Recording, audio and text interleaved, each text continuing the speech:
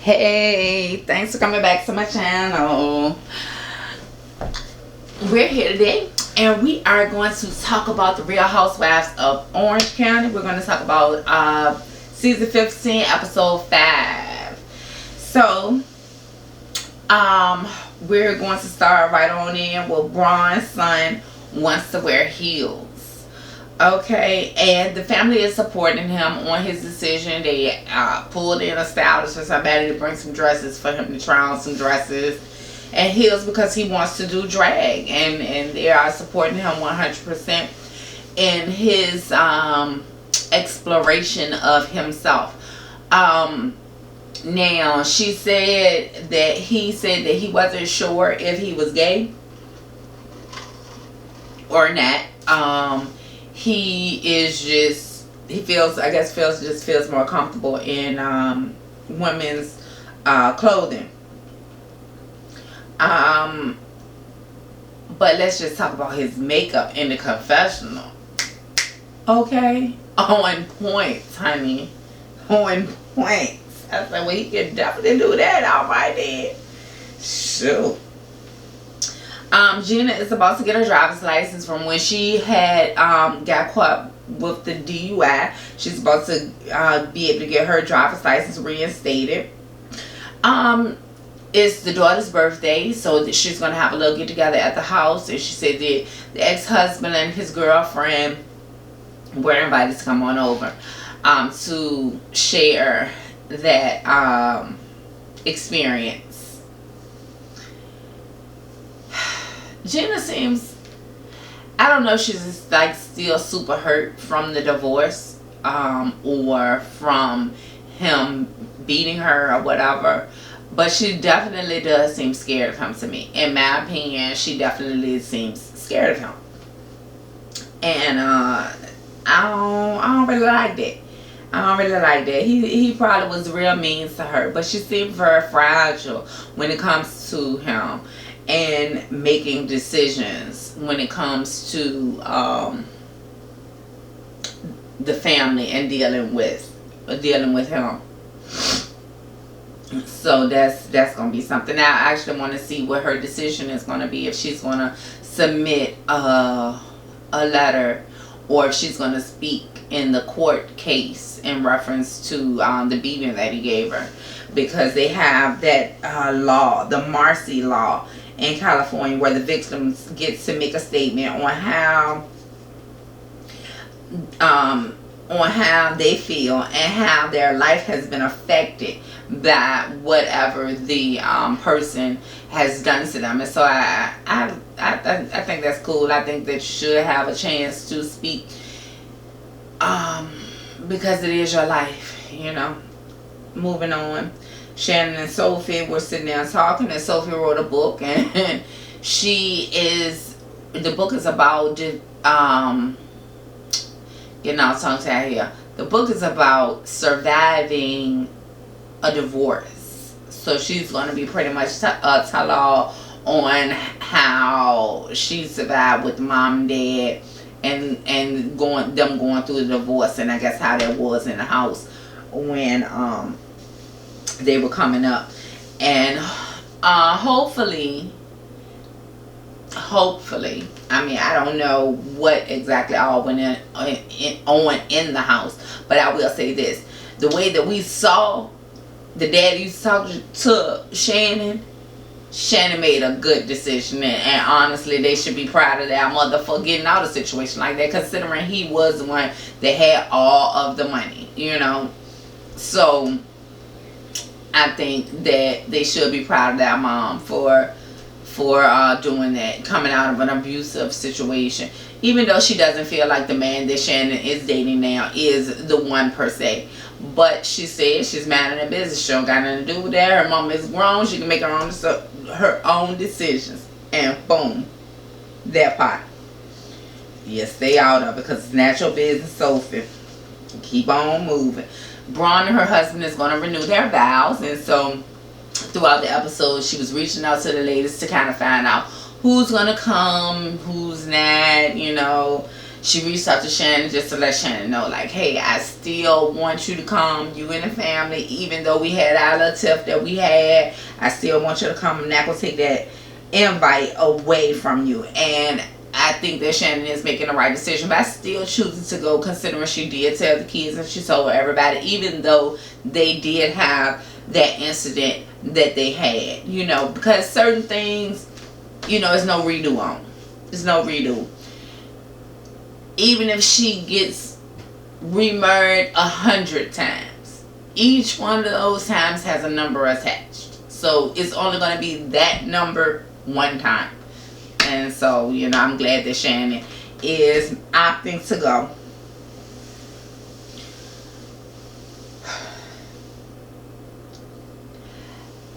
So I can see that Kelly was not sure, well, or nobody told her, I should say. Nobody had told Kelly that Braun was an alcoholic, I assume, because she asked Braun, did she want to go get a drink when they left the bridal shop shopping for bridal gowns. And I was like, well, Lord, Kelly, you were asking the alcoholic, do she want to go get a drink? And I'm like, okay, well, maybe they didn't tell Kelly.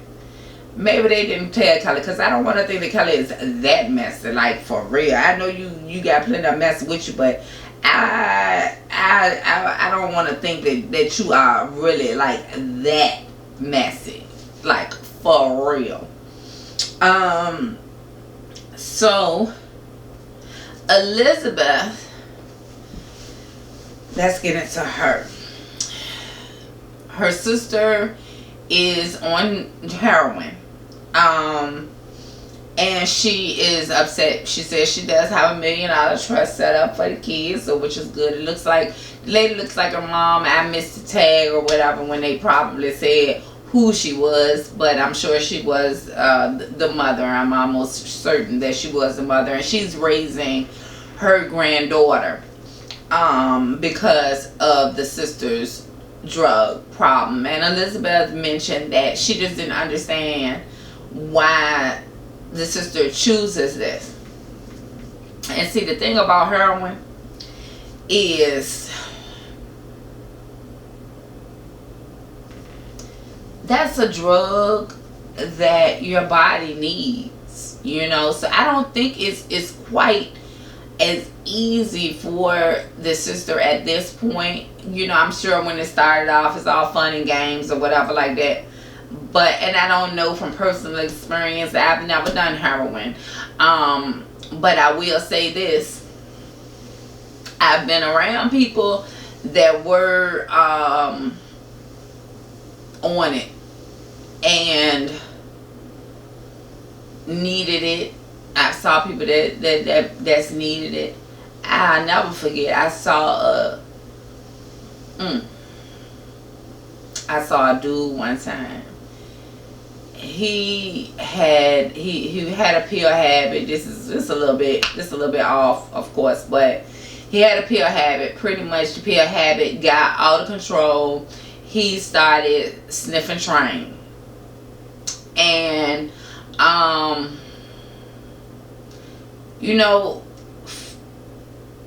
they say it don't take but one time to dance with that dragon and you'll be hooked on that shit. So for me personally, I ain't never tried to dance with that dragon at all, because I've seen what it does to people. You know, tears your life completely up. And like I said, going back to dude that had the pill problem at first, and then he ended up getting on the heroin. And you know, it was crazy to see somebody that pretty much is in your age bracket. They weren't getting high, then they started getting high, and then within a short span, like, they full on junkie status. This man shit on himself outside. He couldn't hold his bowels. He could not hold his freaking bowels. Didn't have on any shoes. No, he was barefoot. And I don't think he had no money, so he was begging, you know, the guys outside. And I hate to even use the word begging, but pretty much he was asking somebody to look out for him, you know, to give him something. I can't even remember if somebody gave him something or not, because like that was in my younger years, younger years. I ain't trying to be in no environments and stuff like that for real now. But it is what it is. We all got some people like that in our family. This particular guy that I'm talking about was not in my family, but it was sad just the same. And what I can say, something good about that. Dude did get himself clean. He got himself clean. I guess he didn't like that himself. You know what I'm saying? Outside shit on yourself. Can't control your house because you got to have this drug. So, But let's get on back to Elizabeth and the sister. And the sister just wants to get high. She not thinking about raising her kids. She not thinking about nothing right now. And unfortunately, it's going to be like that until she decides that she wants to stop. And I mean, it's unfortunate because drug use does take a toll on the entire family. It really does. On some aspects, it takes a toll on the entire family. So I just hope that she does eventually get the help that she needs to get rid of that demon about her. So Shannon, Elizabeth, and Gina, they were visiting with each other at the lunch, and Gina, they were having a lunch and at Elizabeth's house, and Shannon, in her confessional, she was speaking about the fact that Elizabeth left everything with labels on it so they'll know what it was, and the price was still on it. So pretty much Shannon was trying to say that was tacky. Like, I would never do that. That is really tacky. But it is what it is. She did it. She went and got the lunch for them. They sat out there. They chit-chat. Shannon opened up about Sophie and writing a book and the traits and this and that and the third. And Gina opened up about the birthday party and how she was feeling about that whole situation. Braun and Gina went to an AA meeting together, and I actually had like that scene with them, even though yes, I'm sure it was awkward for them, but I thought it was great with both of them going to the AA meeting together, and sitting down having a little chat, and agreed to start over. And it was eye-opening to Gina when Braun had said that when Gina felt as if Braun had been very supportive to her one time in the past when they had went somewhere in the rock trail or whatever that was, and she felt as if Braun had been like really supportive with her, and she felt like they had a really strong moment. And Braun disclosed to her that pretty much she was drunk. She had been drinking. Well, she was not drunk, but she had been drinking, and so it just wasn't her authentic self. And Gina was really shocked in reference to that. But I'm glad that they had that moment, and I'm glad that they agreed that they were going to start over. Kelly, Shannon, and Elizabeth go to the car dealership, and Kelly and Elizabeth go and test drive the Ferrari. They put Shannon in a little toy car, and and so she was riding that for, some time to knock off some time while she waiting for them to get back in the Ferrari. Let's see. Where we're going here. Braun would rather have a baby versus facing her truth that she's an alcoholic, because she feels as if when she's pregnant, it gives her an excuse to not drink, and she doesn't feel bad because, it's something else for her to focus on that's bigger than her and that's bigger than the drinking, But that's sad. The fact that you feel like that you need to have a baby just so you wouldn't drink. I'm glad that Braun is getting the help that she really needs. I really am, because that's ridiculous, I mean, that's why you got all them kids running around. It ain't nothing wrong with that if that's what you choose to do. I don't even want you to feel like that I'm trying to hate on the fact that you got 7 kids. Definitely not. But you're having them because you don't want to get drunk. Like, is that smart? You know? But once again, those rich people problems. Because she got a nana and I don't. Hey. So I cannot even think of this child name right now. The one that's married to Shane. I don't even know what her name is right now. But either way, she's designing a swimsuit with Lizzy that was on a couple seasons back, a few seasons back, maybe more than a few seasons back. But she's designing a swimsuit for the fuller figured woman. And so that's that on that.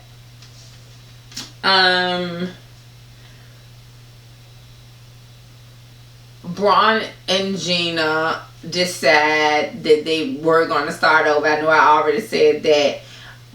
Gina decided that she's going to go ahead and go to the vow renewal of her and her husband, because she had initially said that she was not going to go. But since they had their little one-on-one and they went to the AA meeting, they were going to start over. She wanted to start on a fresh start. And she also said that she was not going to be drinking at the vow renewal. And, you know, I think that that's great. Now, Kelly's attitude in reference to the drinking and everything like that, because I see in the preview she's gonna bring a bottle of tequila. And when after she was told that the lady didn't even want no tequila, so she won't serve tequila because that's her weak spot, she's gonna show up with a box of tequila. So Kelly is real shady. She's doing some real shady stuff. I don't really like that at all. I would have kicked her ass out. That's what I would have did for her. Goodbye. You and your tequila. Go ahead and leave. Because I'm going to tell you something. If I'm dealing with alcohol, and if I'm still at a point where I feel like that I feel uncomfortable with people drinking around me, even though she says she does not feel that way, but on some level she has to feel uncomfortable, because for the simple fact, you're not going to serve tequila because it's your weakness. You're not going to be at the bar. What, you going to smell somebody? They got tequila in their cup. Let me go get me some of that. That's your way of fighting back. That's your way of fighting back, for real. Because you don't want to be like, oh, I'm not going to serve any alcohol because everybody will know I have a problem with alcohol. So you're just like, oh, I'm just not going to serve tequila. Do you, boo? Do you? Because let me tell you something. If I don't want to serve liquor, if I ain't drinking, and if I don't want to see nobody drinking, then you're not going to drink at my event. It's not going to be alcohol. And it is what it is. Like, if they can't understand that, if they can't respect that, then that's not the type of person that needs to be at your vow renewal anyway. Because that's not a person that's truly for you. I mean, they should be able to support that if that's what you feel, or they have a problem with drinking. If you can't come to a darn hour, 2 hour wedding reception combo, ain't nobody saying you gotta stay at the reception all night long and not drinking. But really, you can't come for an hour or so and not have a drink. So let's see. Gina, the party, the boyfriend, the ex-husband, the girlfriend, that situation had looked like it was awkward. It really did. It had really looked like it was awkward. But it looks like they made it through. Gina cooked them. It looked like she was cooking some spaghetti in a big old pot. I guess the